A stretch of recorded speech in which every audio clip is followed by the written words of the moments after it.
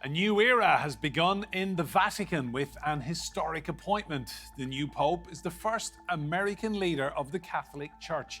In his first message, Pope Leo XIV called for unity and peace. But how will he go about trying to achieve this?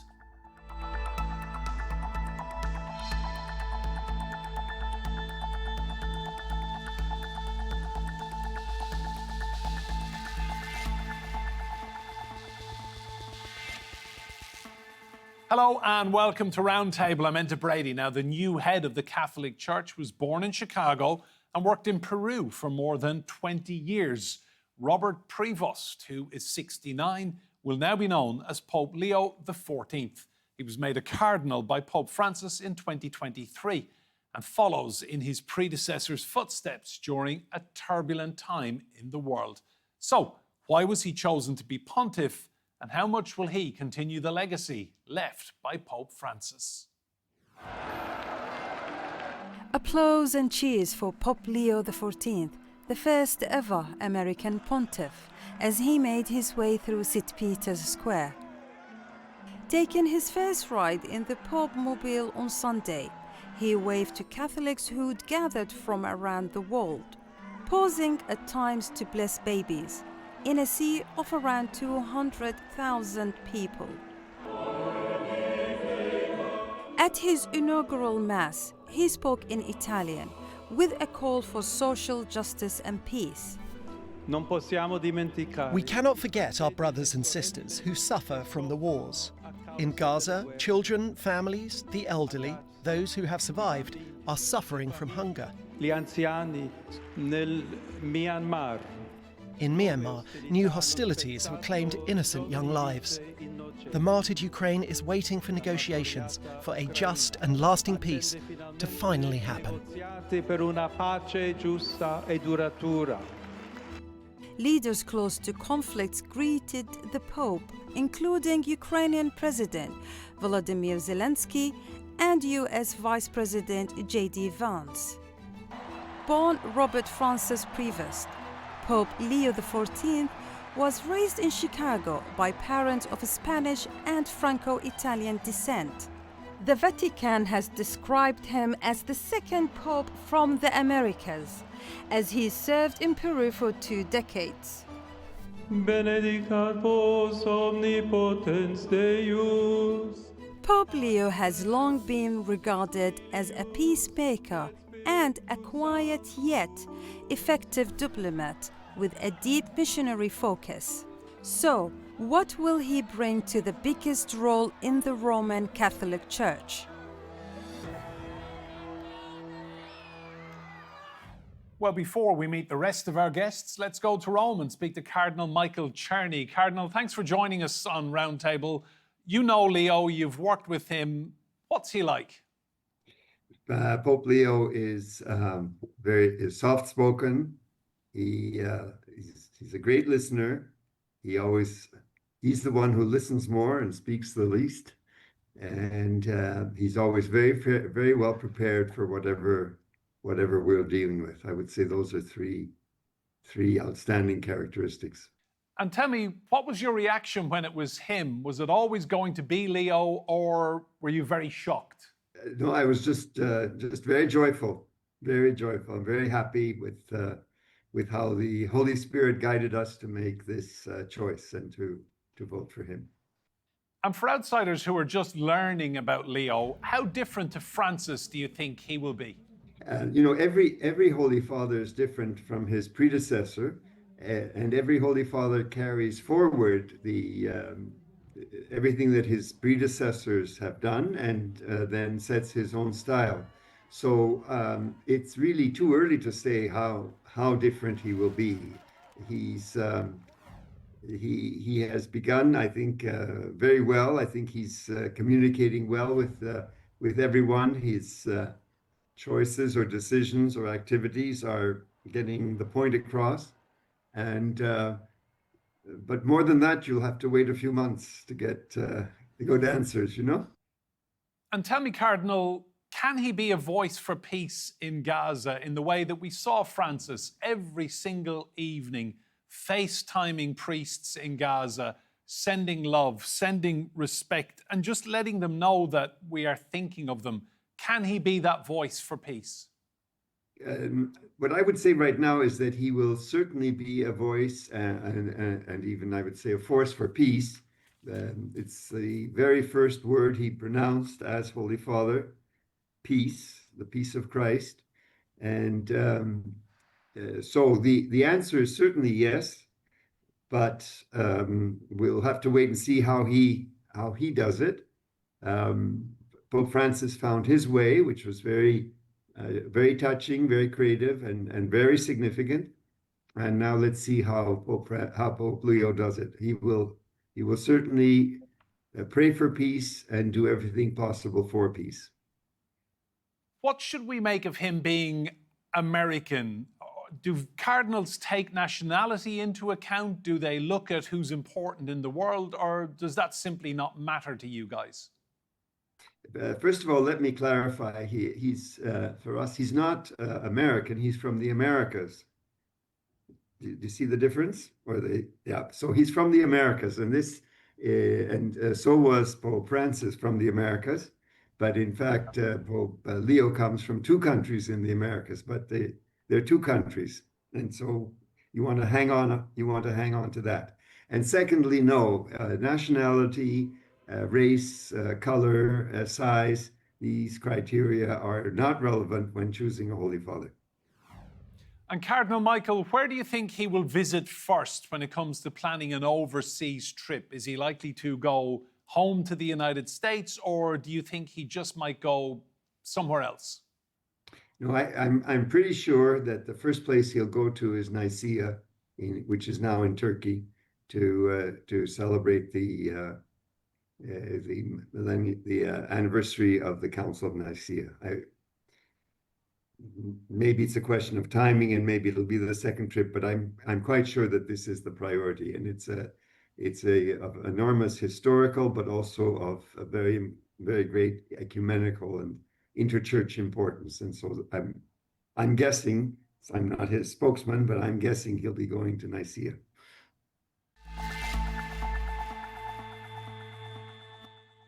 Well, let's meet the rest of our guests now, who are all based in the UK, in Banbury, in Oxfordshire. We have Brenden Thompson. He is UK Programme Director for Word on Fire.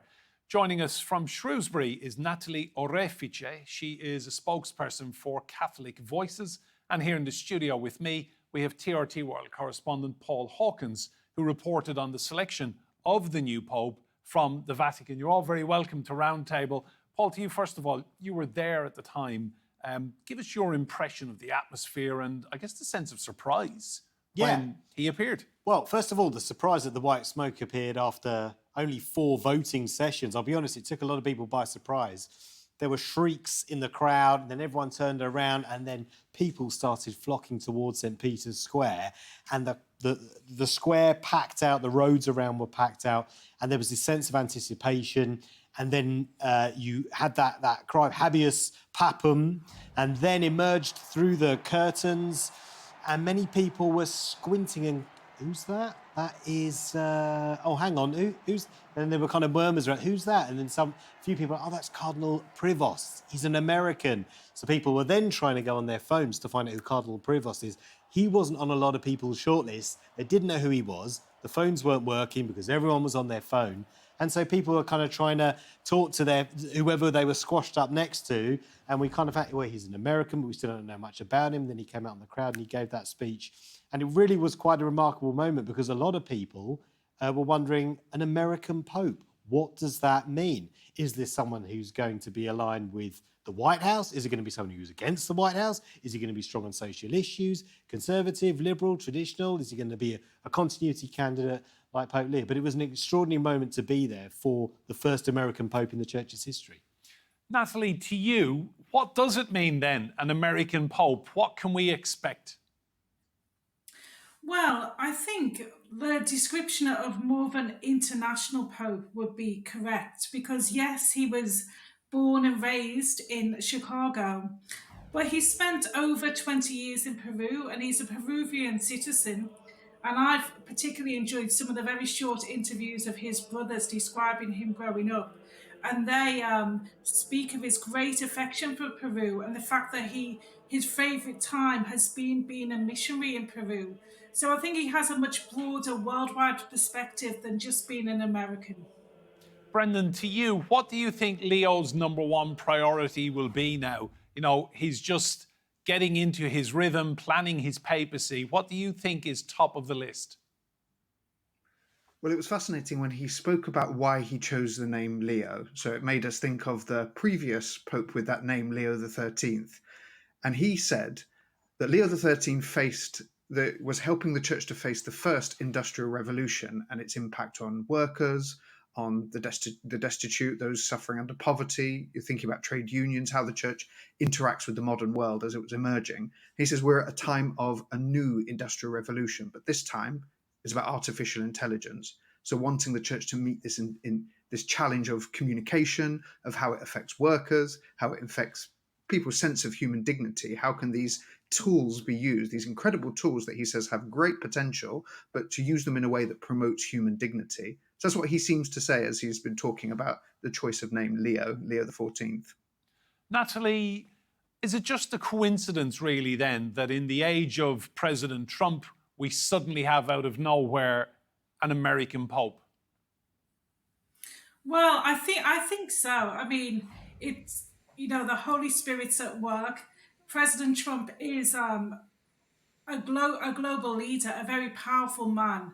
But I don't think that Pope Leo has presented himself as the Pope of the United States of America. He's the Pope of a universal church, and he has the whole of the universal number of Catholics, 1.4 billion of us, to look after. So I'm sure he'll have great affection for the United States, but I don't think he's particularly aligned with Trump in any way. Thanks, Natalie. Paul, what was your sense speaking to people who were there to see all of this? Is he a unifying force? I mean, it's a huge show, isn't it? A lot of spectacle, and people are still interested. Yeah, well, I would say that he appears to be at the moment in these early stages going on some social media posts that he's alleged to have shared in the past from an account that the Vatican hasn't verified. They were critical of the White House's immigration policy. So he seems to be a continuity candidate from Pope Francis. I think what people were telling us were some wanted to see a more conservative Pope. Certainly, we spoke to an American couple who said they wanted to see the Catholic Church moving in a more conservative direction. And there were others who were saying, we don't just want to continue on the path that Pope Francis set. We want to go in a more liberal direction. So I think in terms of trying to unify those two positions, maybe this is the continuity candidate. And many people were tipping Pietro Parolin, the Vatican Secretary of State, as the front runner. He would be the continuity candidate. But he never served in a diocese. He was a kind of Vatican man, really. And so I think that they've opted for Cardinal Prevost, formerly known as Cardinal Prevost, now Pope Leo XIV, because he'd served, so to speak, on the shop floor. He'd been out there in the community working with people, especially, as Natalie mentioned, in Peru. And so he was more of a continuity candidate for Pope Francis than the right-hand man to Pope Francis, who was Pietro Parolin. Thanks, Paul. Brenden, to you, the Catholic Church obviously gets a lot of donations financially from Catholics in the United States. Is there anything we can read into this particular cardinal then getting the big job? Is this in any way a payoff for the support over many decades from the Catholics in the USA? I think, as other people have observed, I think the fact that he's American is incidental. So he's complimented by Italians, which is an Italian compliment saying he's the least American of Americans. So I think it's a happy accident that his birth happens to be American because, as you say, America is a global superpower. It was thought that they wouldn't elect an American because it's, to concentrate the power of the papacy in the already global superpower would be too much. But then, of course, the benefit is that the American church has been super generous, that, Americans have a great philanthropic culture. And so I think that this will give some confidence maybe to American donors. Because the Vatican is in dire straits. They had a controversy recently around pensions and cutting back on various things because they didn't know whether they'd be able to pay people's pensions. So I know for lots of people they're hoping that this restores a kind of an American financial confidence in the Vatican. And thinking, could he bring an American brush to kind of continue the financial reforms that Francis started? Natalie, how do you think the Italian cardinals are feeling privately and deep down about this? Because if you look at it, we've now got Leo, an American, following on from Francis, the Argentinian, Benedict, the German, and John Paul II, who was Polish. The Italians haven't had a look in their own backyard for a very long time. Well, from all accounts that I've heard, there is lots of backing for Pope Leo. So I'm sure that the Italian cardinals are very happy, actually, because the role of being a pope is a great responsibility. It's not just something simple and easy. So I'm sure they're very supportive of the Pope.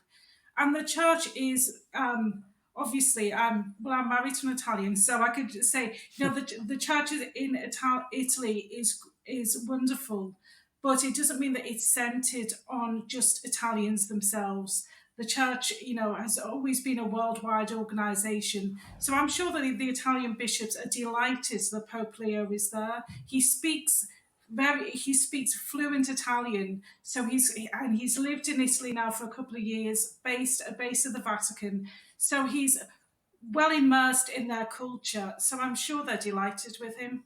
Thanks, Natalie. Paul, in terms of languages, as Natalie was just saying there, an native English-speaking Pope for the first time in living memory. We've got a guy who can flick between Italian, Latin. I'm guessing he speaks Spanish, having spent so long in Peru as well. He does. Leo will be an extraordinary communicator for the Christian voice. Yeah, he will do. And he's got that Chicago accent as well when he speaks English. And actually, when you think about it, there's been a steady number of about 20 million Catholics, I believe, in the US. But now they've got an American Pope. That makes their voices and their opinions much stronger. And if he is going to be critical of the White House in its approach to immigration, in cutting back on foreign aid, Brenden was just talking about the philanthropic nature of American Catholics. Well, that's a juxtaposition to the US government cutting back on aid. If there is that critical voice there, and he's an American Catholic, that's more of a problem, I think, for President Trump. So yes, there's, as we were saying, there's an American Pope there, but if he's a critical voice, that actually makes it more difficult for the White House, I think. Thanks, Paul. Brenden, to you, there's so much conflict in the world right now, from Gaza to Ukraine and elsewhere. We saw Pope Francis every evening FaceTiming people in Gaza, talking to the Christian community there. How strong a voice can Leo be for the oppressed and people who are being bombed out of existence, the Palestinian people? Yeah, this is what we want. This is what Catholics want the Pope to be. We want him to be a religious figure, not just to support Catholics, but on the world stage. The Vatican has always had this role in arbitrating geopolitical, tensions. So you think of Pope Francis creating this rapprochement between leaders in North and South Sudan, or back in helping to normalize relations at one stage between Cuba and America. And so it's a source of pride as a Catholic that the Vatican can play this and have this soft power as it goes. And we were incredibly moved not by just the kind of huge geopolitical elements to it, but the small gestures, like you say, the calling. So I know that Pope Leo, I imagine, as Pope, will, it would be interesting to see where his first visit is. For Pope Francis, of course, in 2013, this was to Lampedusa. This kind of on the Mediterranean Sea, this got, the graveyard in the sea, he called it, and it signaled his concern for migrants. So just where the Pope traveled is going to signal this. So we don't know where Pope Leo is going to go in terms of his first international trip, but the situation in the Holy Land, where this was where Jesus, when he was on earth, lived, walked, breathed, served, ministered. So it's incredibly important what the Pope does and signals to that place that's wrapped in this kind of turbulence. Natalie, just on that very point, when I spoke to Cardinal Churnney earlier on in the Vatican, he predicted that Pope Leo's first trip would be to Nicaea, which is in modern-day Iznik in Turkey. And he said that is something he believes could happen later this summer at some point, and it would be very significant. Just for our international audience, spell out the significance of Nicaea in the Christian world and what happened there. Well, Nicaea is where the creed was a long time ago. It's the anniversary now of the Nicene Creed, which is where we say and where we define what we believe as Catholics. And that is why the visit to Nicaea in Turkey is planned to commemorate that anniversary of the Nicene Creed, where we state that we believe in Jesus Christ, true God and true man, because that was established in Nicaea. And that will be why Pope Leo goes back to those early roots of the church to celebrate that. And Natalie, the camera crews, the whole world will want to watch this. This will be a big media event, a first trip for a new pope. There will be huge interest in covering it. Yes, and I'm sure it will be a great event. And Pope Leo himself comes in with this reputation of being a man of peace, a great peacemaker in the world. In fact, he said only in the last couple of days, those who make history are peacemakers. And that's why we're delighted to read and hear about the times that he's been in difficult meetings where people have come out in agreement and with happiness. So that there's lots, as you mentioned, there are lots and lots of conflicts in the world. And the backing of Pope Leo has come from the cardinals because of his reputation in many areas of being a great man of peace and in understanding the importance of it, but knowing how to deal with conflict and difficult people. Now, we don't have the examples, and I wish I did when I've read all these accounts, but it's clear that he has many gifts to bring to the church now. Paul, every reporter will want to be there when he visits Turkey on his first overseas trip.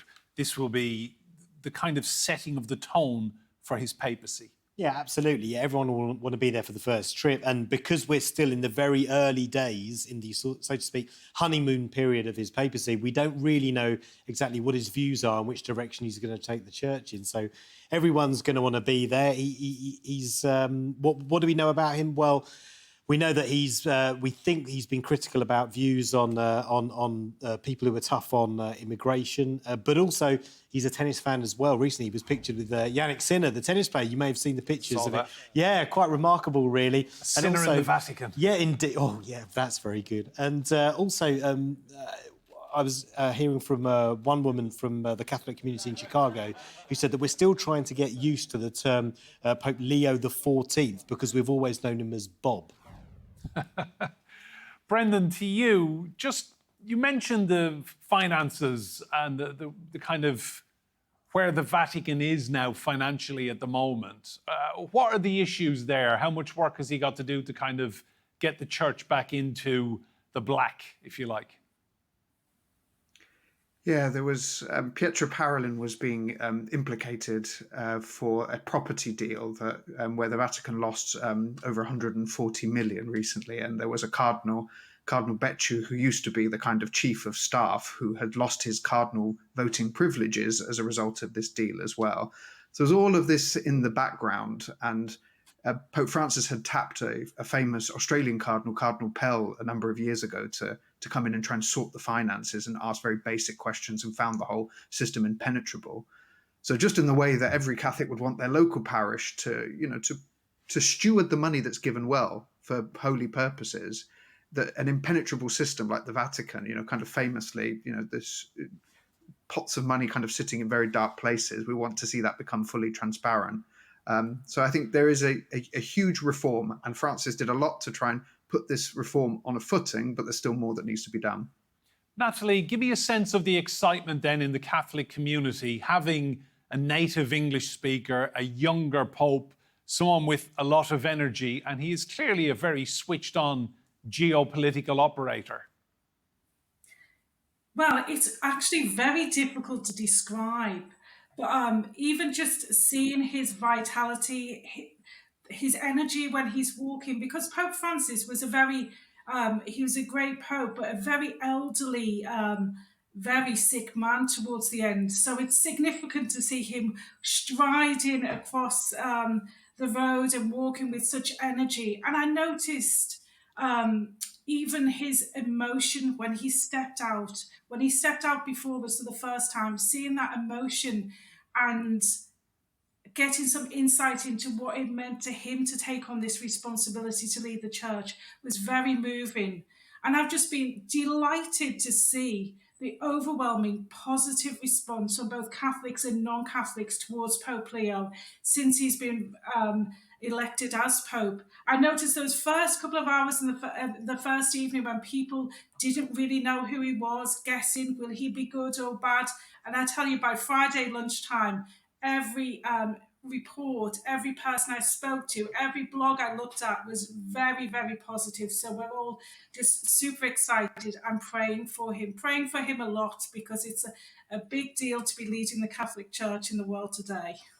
Final point to you, Paul. Yeah. I like that phrase, hope in the Pope. That's what we all need right now, isn't it? Well, yeah, we need it. We'll take every ounce of hope that we can get in the world. But yeah, he faces a lot of challenges. There's somewhere around $800 million hole in the church's day-to-day finances, uniting two very different wings of the Catholic Church as well, shrinking congregations in Europe where secularism is more popular, but then growing congregations in Africa where they prefer a more conservative brand of Catholicism, and then fighting all the world issues as well as keeping up to date with the tennis. Thank you, Paul, and to Natalie and Brenden as well. Superb discussion. Remember, you can see more debate on our YouTube channel. Just search for Roundtable TRT World. But for now, from me, Enda Brady, and all the team here, goodbye, and thank you for watching.